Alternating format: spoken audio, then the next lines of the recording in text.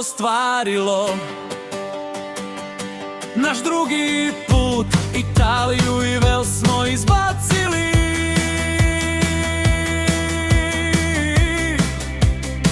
Pa smo doživjeli po drugi put se plasiramo na mundijal. I to je što smo htjeli. Amerika, Kanada i Meksiko, svakom Bosancu se to ostvarilo. Safet Sušić nas je odveo prvi put, a sad je tu Sergej Barbarez. U baražu protivnicima napravio rez.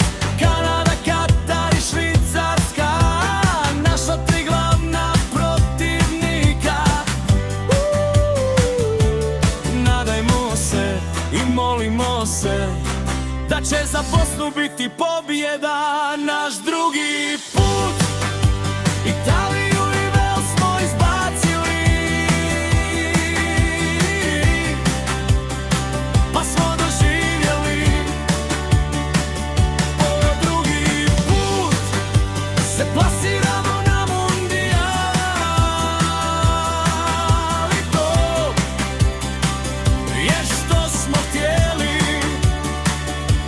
Amerika, Kanada i Meksiko, svakom Bosancu se to ostvarilo.